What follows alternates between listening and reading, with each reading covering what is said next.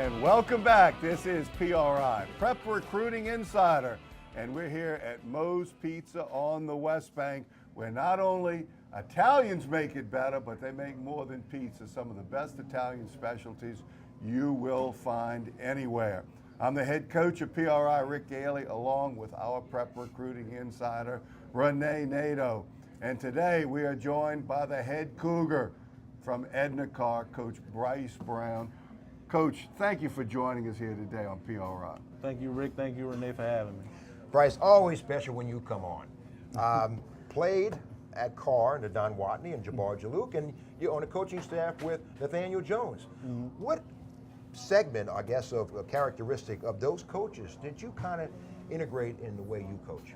I think it was both were very accountable men. So when you're teaching accountability to young men, and that's the message that we try to portray at Carr, you know, it's easier to fall into place. Okay. I look back at your regular season, Coach, and you could easily divide the regular season into thirds. You played 9 games. Your first 3 against St. Paul's, Landry Walker, and Brother Martin. Your last 3 against Warren Easton, McDonough 35, preceded by Bell Chase. You really outmatched the other 3 in the middle, but looking back at the beginning of the season, what told you during that non-district stretch that this team could possibly challenge for a state championship? If you go back to, you know, like you said, it's broken down into 3 phases. You know, you got season 1, which is the pre-district, then you have district, and then you have the playoffs. So I think if you break it down into 3 seasons, you can have more consistency with your team.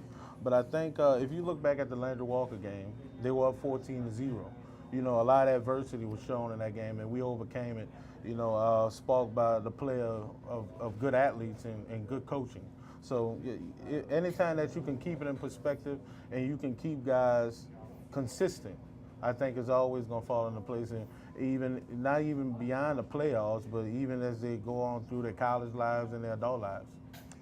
Last year, you guys didn't finish the journey the way you wanted it to be. What did you draw from last year, Brice? And also, I know you don't want to strangle me when I ask you this, but all the experts are saying that you and Neville could wind up being in the Superdome again. What did you draw from last year? And kind of in the corner of your eye, you keeping an eye on what's coming down the road. You know what? I hope they're right. I hope we do play Neville again in the state championship. But you know, anybody can win on any given Friday. Yeah. So you can't overlook any opponent. You have to stay consistent.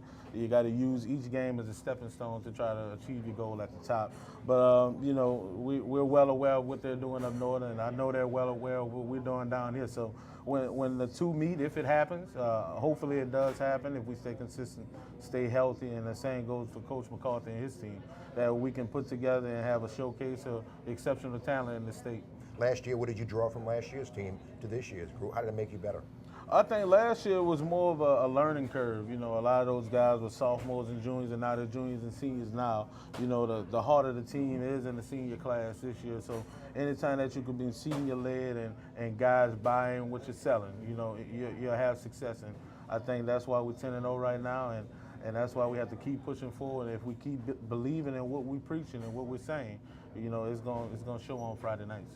And your team has been remarkably consistent during the course of this season, and something that drew my attention early in the year, Coach, watching you play, is how well organized you are. Everybody knows where they're supposed to be. The change, sometimes sudden change from offense to defense to kicking game and all of that. Very few substitution hiccups. Talk about you and your coaching staff and the emphasis you put on consistency and organization. And I think you said it best. It starts off with the coaches. You know, the coaches, you know, having 15 guys and 11 of them which graduated from Carr, knowing the school culture, knowing the expectation, knowing that the end result, you know, winning state championships. But not only that, but molding young men into being exactly that, young men, you know, being accountable, being responsible, being what you're supposed to be and doing your job. I think that plays a major part in building the program. I think as far as the organization, it goes with coaches too, and players buying in what the coaches are selling. You know, when you're on the field and you see inconsistency, then you see disorganization. So I think as more organized as we become, you know, it's a testament to the coaches, and it's an even greater testament to the players into buying in to, you know, the Callaway and molding themselves into showing exactly that organization, you know, having substitutions when we're supposed to do in timeouts, how pregame is ran, what do we do at halftime, what do we do when we're leaving the stadium. All of that stuff is rehearsed, and you know, they put in hours. You know, we practice a long time, and this is not a 6-month sport as people think it is. It's a 12-month sport now in football now. So, you know, it's a testament to the players for buying into sacrificing a lot of their time and a lot of their childhood, you know, trying to be a better football player. And not only that, but trying to be a better man. All your kids, a lot of you young players are being recruited. Some have already committed. How closely do you monitor the process for the recruiting, with the recruiters coming on campus, social media, everything else, Brice? How do you watch that? I monitor it from a distance. You know, being under Coach DeLuca and Coach Jones, I was over recruiting, and I kind of yielded those responsibilities to Coach Nick Foss and Coach Ed Dillon. You know, they kind of take the leadership role in that aspect, but I'm well aware of what's going on when I need to talk to coaches, when I need to see kids on visits and stuff like that. You know, and that's what it's all about, communication. You know, the better communication that we have with these universities, the better communication that they have with us. You know, it makes the process a little bit easier. It helps the player choose the correct school for them. Because, you know, there's hundreds and hundreds of schools in the United States of America. And, you know, these kids, they don't know what's out there. You know, they need people to push them in the right direction so they can be in the right place. So in the end, 10 years from now, they can say, okay, this university helped me become the man that I am today.